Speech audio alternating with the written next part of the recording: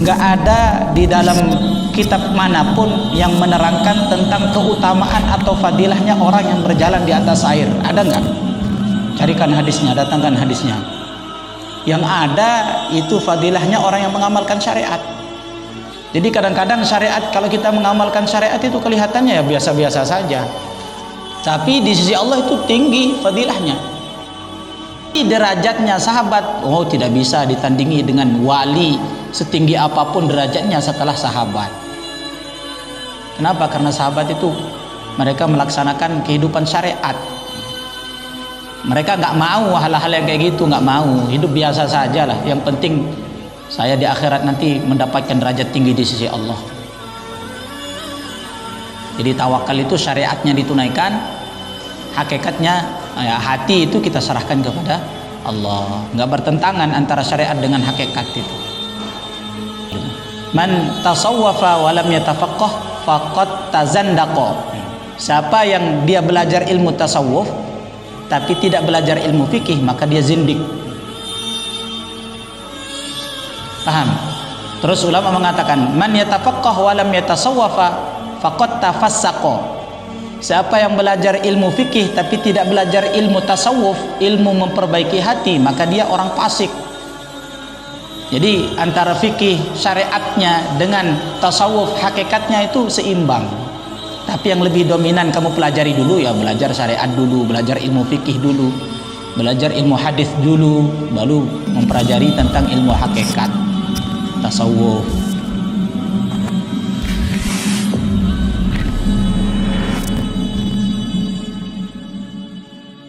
Alhamdulillah wassalatu wassalamu ala Rasulillah Sayyidina wa maulana Muhammad ibn Abdillah wa ala alihi wa sahbihi wa mawalah.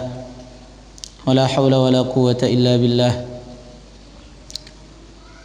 Subhanaka la ilma lana illa ma 'allamtana innaka antal alimul hakim.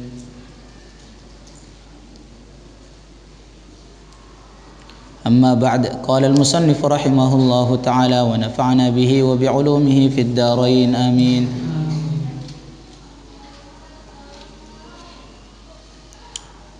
Lanjutan kemarin ta'limul muta'allim. Wa kadzalika, dan begitu juga yuftaradu, difardukan alaihi, ke atasnya, ke atas orang yang orang muslim laki-laki maupun muslim yang perempuan, diwajibkan atas mereka ilmu apa? Ilmu ahwalil qalbi, yaitu ilmu mengenai keadaan hati, ilmu tentang hati. Ilmu tentang hati ya seperti tawakal, inabah, khasyah, ridha, syukur. Itu namanya ilmu-ilmu hati. Maka wajib bagi kita setiap orang Islam untuk mengetahui bagaimana keadaan-keadaan hati. Karena inilah yang meninggikan derajat seorang itu di sisi Allah. Bahkan Imam Ghazali mengatakan belajar ilmu membersihkan hati itu adalah fardu ain, hukumnya fardu ain di atas fardu ain.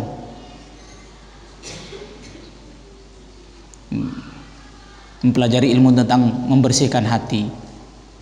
Syukur, ridha itu menerima, tawakal kepada Allah, sifat khasyah, takut kepada Allah, raja, harapan kepada Allah, inabah, kembali kepada Allah. Itu merupakan sifat-sifat hati yang terpuji, yang wajib bagi kita untuk dipelajari. Minat tawakkuli, dari sifat tawakal. Sudah saya jelaskan kemarin, tawakal itu adalah kita tunaikan syariatnya dulu, baru kita serahkan kepada Allah. Kita usahakan syariatnya dulu. Kenapa ditunaikan syariatnya? Biar kita dapat pahala gitu. Karena yang kita cari di dunia itu kan pahala dari Allah. Jangan tawakal itu langsung dipasrahkan sama Allah, tapi syariatnya nggak dilaksanakan. Jadi hakikat itu tidak bertentangan dengan syariat. Syariat dan hakikat itu tidak bertentangan kan? Maka diceritakan pada zaman dulu ada seorang ulama berjalan-jalan sama muridnya. Kalau nggak salah itu muridnya itu siapa namanya, lupa saya. Jadi seorang muridnya ini orang ahli hakikat, gurunya ini ahli syariat. Maka suatu ketika mengadakan perjalanan, muridnya ini terkenal orang ahli hakikat. Ketika mau menyeberang ke sungai, maka muridnya langsung tiba-tiba itu berjalan di atas sungai. Di atas sungai berjalan, yakin gitu, ahlul yakin. Maka gurunya di atas. Terus muridnya tadi memanggil, "Syekh, ayo dong turun. Apa Syekh nggak yakin?" gitu. Apa Syekh nggak yakin kepada Allah Subhanahu wa taala, kayak saya ini bisa berjalan di atas air. Tapi gurunya mengatakan, bukan masalah itu, bukan yakin enggaknya. Tapi saya ini mau mengamalkan syariat, saya mau naik kapal. Ya, saya mau naik kapal, baca doa naik kapal itu. Bismillahirrahmanirrahim. Inna rabbi laghafurur rahim. Enggak ada di dalam kitab manapun yang menerangkan tentang keutamaan atau fadilahnya orang yang berjalan di atas air. Ada enggak? Carikan hadisnya, datangkan hadisnya. Yang ada itu fadilahnya orang yang mengamalkan syariat. Jadi kadang-kadang syariat, kalau kita mengamalkan syariat itu kelihatannya ya biasa-biasa saja, tapi di sisi Allah itu tinggi fadilahnya. Kayak satu orang dia usaha gitu, usaha mencari nafkah. Kalau satunya ya di rumah saja, gak mencari nafkah, di rumah saja, tiba-tiba rezeki datang kepada dia. Bukan berarti orang yang diam di rumahnya tadi terus tiba-tiba rezeki datang ke rumahnya langsung dikirim oleh Allah Subhanahu wa taala, itu lebih tinggi derajatnya di sisi Allah daripada orang yang pergi ke pasar mencari nafkah, pergi ke sawah mencari nafkah. Tidak. Bisa jadi orang yang pergi ke pasar, orang yang pergi ke sawah mencari nafkah itu lebih tinggi derajatnya di sisi Allah karena dia mengamalkan syariat. Sahabat loh, kamu lihat, sahabat itu derajat tertinggi setelah para nabi. Itu derajatnya sahabat. Kalau kamu lihat kehidupannya Sayyidina Abu Bakar itu bagaimana? Pergi ke pasar juga, ya kan? Bahkan sama Sayyidina Umar, di stop sama Sayyidina Umar. Kamu mau kemana? Sekarang kamu sudah jadi presiden, kok malah pergi ke pasar? Kata beliau, kalau saya nggak pergi ke pasar, nanti gimana dong makan anak saya? Tanggung jawab saya mencari nafkah untuk anak istri saya. Akhirnya dimusyawarahkan sama Sayyidina Umar. Dari uang negara, anggaran dari negara itu diambilkan. Tapi pada akhirnya juga sama Sayyidina Abu Bakar itu dikembalikan lagi uang negara itu, diganti lagi yang dipakai oleh beliau. Nah, itu sahabat dulu seperti itu. Kalau kita lihat dengan keadaan orang-orang tabi'in termasuk Syekh Abdul Qadir Jailani yang banyak sekali karomahnya, jika dibandingkan dengan derajatnya sahabat, jangankan sama Abu Bakar ya, sahabat yang paling rendah saja, jika dibandingkan dengan Syekh Abdul Qadir Jailani, tidak akan bisa menyamai derajatnya sahabat. Nah, kehidupan sahabat itu biasa-biasa kayak kita gitu bentuknya. Ya banyak, jarang terjadi yang aneh-aneh gitu. Jarang terjadi khawariqul adah. Sedangkan Syekh Abdul Qadir Jailani itu banyak sekali karomahnya. Suatu ketika ya beliau makan ayam. Ada wali santri gitu. Wali santri ini protes kepada beliau. Ya kadang-kadang memang seperti itu. Wali santri ini bilang, Masya Allah, ini gurunya makan enak, makan panggang ayam, santrinya makan telo, santrinya makan dedaunan. Kalau gurunya enak saja makan ayam. Makanya beliau mengatakan, oh gitu ya. Langsung beliau bilang, ayam, qum biiznillah, berdirilah, hidup lagi dengan izin Allah. Tiba-tiba ayam yang sudah jadi tulang belulang dimakan sama beliau tadi itu tiba-tiba bangun lagi jadi ayam, kok gitu. Itu karamahnya Syekh Abdul Qadir Jilani. Terus beliau mengatakan kepada wali santri tadi itu, ini kalau anakmu sudah bisa kayak saya ini, baru saya nanti saya kasih makan ayam. Gimana santri? Insyaallah. Kalau ketika jadi santri itu ya makannya ya nggak usah enak-enak dulu, mujahadah dulu. Ini karamahnya Syekh Abdul Qadir banyak sekali, ya. Tetapi kalau kita lihat kehidupan sahabat itu, masya Allah, jarang kita lihat. Bahkan sahabat itu kadang sehari makan, sehari tidak. Tapi derajatnya sahabat, tidak bisa ditandingi dengan wali setinggi apapun derajatnya setelah sahabat. Kenapa? Karena sahabat itu mereka melaksanakan kehidupan syariat. Mereka nggak mau hal-hal yang kayak gitu, nggak mau. Hidup biasa saja lah. Yang penting saya di akhirat nanti mendapatkan derajat tinggi di sisi Allah. Jadi tawakal itu syariatnya ditunaikan, hakikatnya ya, hati itu kita serahkan kepada Allah. Nggak bertentangan antara syariat dengan hakikat itu. Bahkan kalau orang mau belajar hakikat, itu harus belajar syariat dulu biar kamu nggak salah nanti. Sebagaimana ada seorang ulama mengatakan, man tafaqqaha wa lam yatasawwafa faqad tazan faqad apa itu? Man tasawwafa wa lam yatafaqqah faqad tazandaqa. Siapa yang dia belajar ilmu tasawuf tapi tidak belajar ilmu fikih, maka dia zindik. Paham? Terus ulama mengatakan, man yatafaqqah wa lam yatasawwafa faqad tafassaqa. Siapa yang belajar ilmu fikih tapi tidak belajar ilmu tasawuf, ilmu memperbaiki hati, maka dia orang fasik. Jadi antara fikih syariatnya dengan tasawuf hakikatnya itu seimbang. Tapi yang lebih dominan kamu pelajari dulu ya, belajar syariat dulu, belajar ilmu fikih dulu, belajar ilmu hadis dulu, baru mempelajari tentang ilmu hakikat tasawuf. Nanti kalau terlalu nggak pernah belajar ilmu syariat langsung belajar ilmu tasawuf, nanti perasaannya itu merasa dirinya paling hebat itu.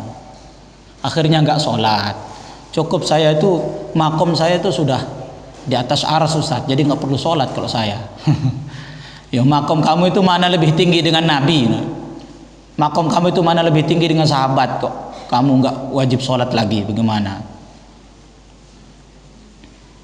Terus wal inabati dan kembali kepada Allah, wal khasyah dan takut. Sifat takut kepada Allah. Takut kepada Allah itu dalam arti apa? Takut kepada siksanya Allah. Kalau kita tidak mengerjakan perintahnya Allah, maka kita akan mendapatkan murka Allah. Takut. Waridho dan nerima. Apa saja yang Allah berikan kepada kita, kita terima. Nah, ini namanya ridho. Ada musibah ya kita terima, ini merupakan takdir dari Allah, sabar. Ada rizki dari Allah SWT, kita terima, kita gunakan sesuai dengan perintah Allah. Kita sedekahkan, kalau ada lebihnya kita syukuri, itu nikmat Allah SWT. Ringkasnya apa saja yang Allah berikan kepada kita, kaya, miskin, pejabat, rakyat, itu semua kita terima. Itulah merupakan pembagian Allah kepada kita, nasib. Makanya diajarkan oleh para ulama, kita mengatakan amantu bil qadari khairihi wa syarrihi. Saya beriman kepada takdir Allah, keputusan Allah, khairihi wa syarrihi, baiknya takdir maupun buruknya takdir. Kenapa? Itu semua minallahi subhanahu wa ta'ala. Itu semua dari Allah. Jangan pas dapat nikmat syukur, pas dapat keburukan nggak sabar, akhirnya apa ini, nggak terima terhadap takdirnya Allah. Ini bukan tipe orang yang baik. Maka tanamkan ridho,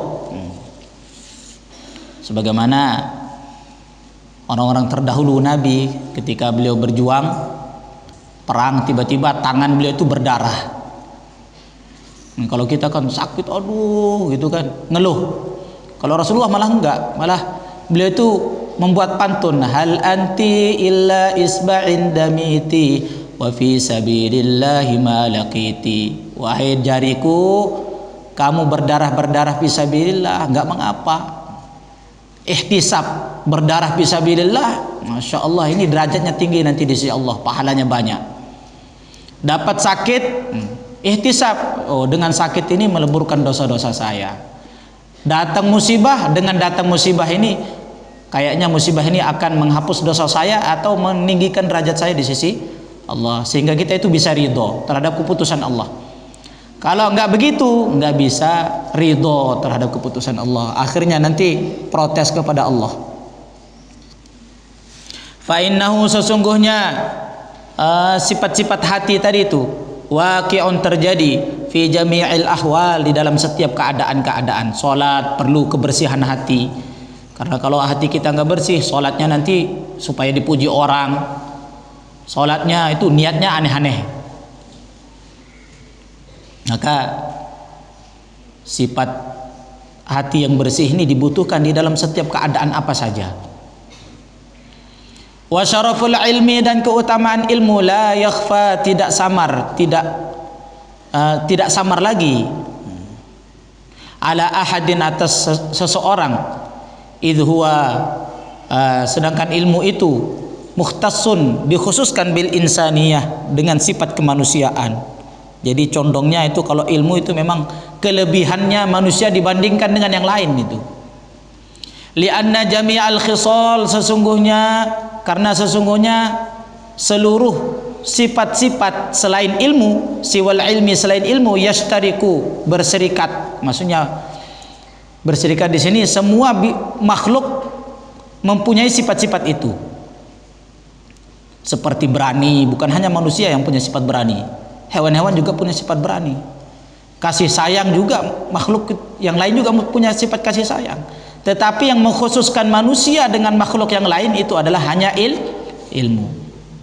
Yastariku, berkumpul fiha, di dalam sifat tersebut, al-insan, manusia, wasairul hayawanat, dan beberapa hewan-hewan yang lain. Kasyajaati, seperti keberanian, wal jur'ati, dan berani, sama saja. Wal kuwati, dan sifat kuah, sifat kuat. Bahkan kadang-kadang kekuatan manusia itu kalah dengan makhluk yang lain, harimau, singa. Wal jud, dermawan. Kamu lihat itu ayam itu kadang-kadang lebih mementingkan anaknya daripada dia. Hewan juga punya sifat dermawan. Kuruk, tuk tuk tuk tuk tuk tuk, gitu kan. Padahal sudah dipegang di bibirnya tuh, memperlihatkan untuk anaknya. Jadi hewan itu juga punya sifat kasih sayang, punya sifat jud, itu punya sifat dermawan. Jadi kalau ada manusia pelit itu kalah dengan, apalagi pelit sama anaknya itu kalah sama ayam itu. Apalagi pelit sama diri sendiri, ada manusia pelit sama diri sendiri itu ada. Punya uang, nanti dah disimpan saja, mau beli jajan, ngelihat temannya makan jajan, dia gigit jari aja, padahal punya uang itu. Ini orang pelit kepada dirinya sendiri.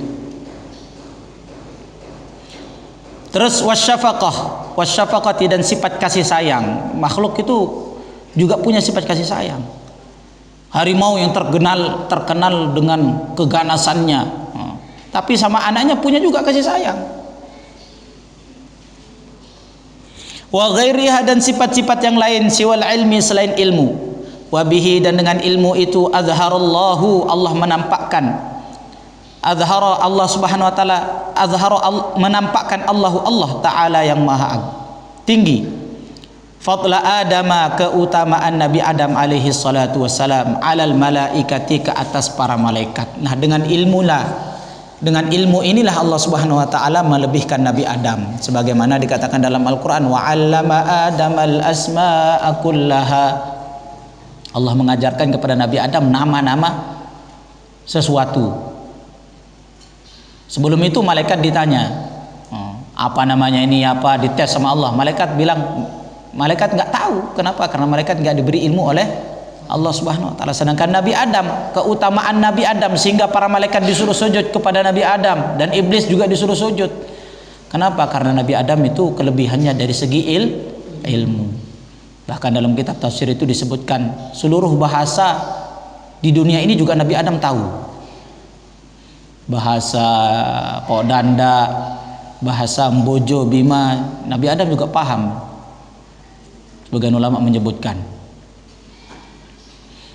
Nah, dengan sebab ilmulah Nabi Adam itu dimuliakan oleh Allah, sehingga iblis pun yang tidak mau sujud kepada penghormatan, sujud penghormatan ya, sujud penghormatan kepada Nabi Adam, nggak mau itu iblis. Akhirnya iblis itu dilaknat oleh Allah Subhanahu wa taala. Karena apa? Karena nggak mau memuliakan orang ahli ilmu.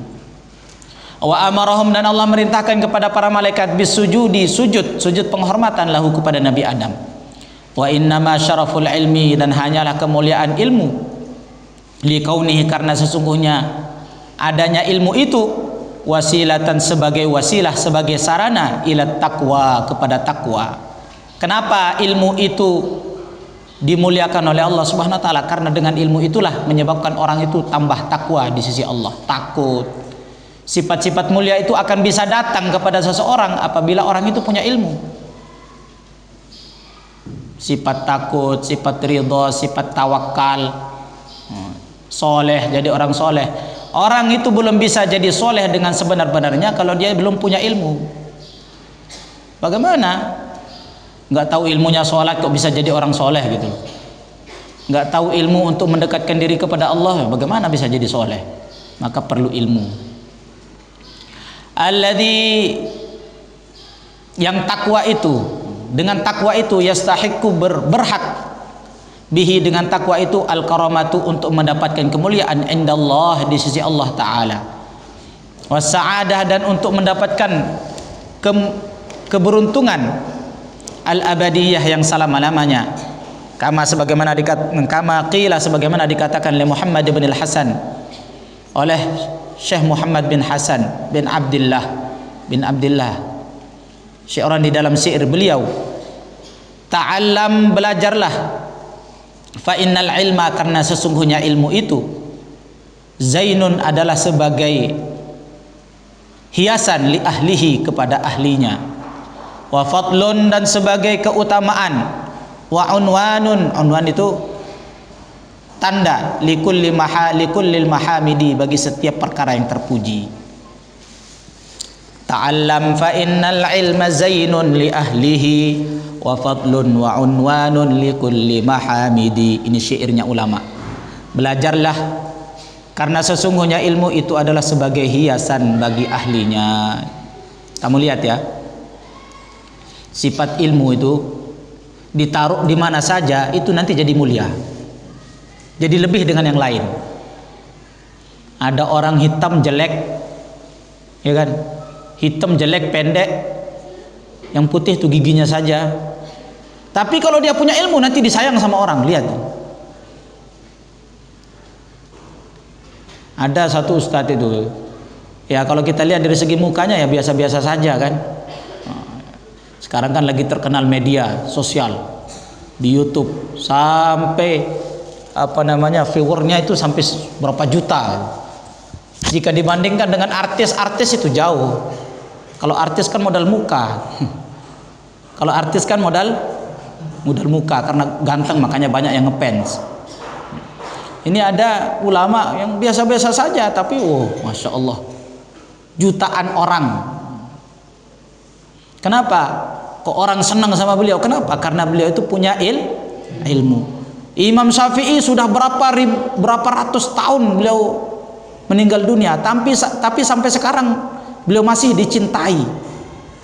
Imam Bukhari sudah berapa ratus tahun dahulu meninggal, tapi sampai sekarang masih namanya disebut-sebut di pesantren-pesantren, di ceramah-ceramah itu. Kenapa? Karena beliau punya ilmu. Nah, ilmu inilah hiasan kita. Jadi kalau orang pakai perhiasan duniawi misalnya, ya bisa jadi kadang-kadang bagi orang itu kalau dia pakai tambah jelek gitu. Ada pakai kacamata, ini orangnya jelek pakai kacamata, kadang-kadang pas pakai kacamata tambah jelek. Tapi kalau ilmu ini kepada siapa saja ditaruh, itu akan menjadi perhiasan bagi dia. Bahkan bukan pada manusia saja, Kang. ada sifat pintar sedikit itu aja, pada hewan aja itu menyebabkan hewan itu nanti jadi naik harganya. Anjing yang terdidik, yang pintar lah istilahnya, ada pintar. Dengan anjing biasa nanti harganya lain gitu. Burung aja, burung yang pintar, misalnya Cina bisa disuruh ke sana kemari, itu nanti harganya lain dengan burung-burung biasa. Jadi hendaklah kita ini mencari perhiasan dengan perhiasan yang terbaik, yaitu apa? Ilmu. Karena ilmu itu adalah zainun li ahlihi, menghiasi bagi ahlinya. Wa fadlun, dan keutamaan, wa unwanun, dan tanda li kulli mahamidi, bagi setiap yang terpuji. Setiap perkara terpuji itu tandanya adalah ilmu. Wallahu taala a'lam.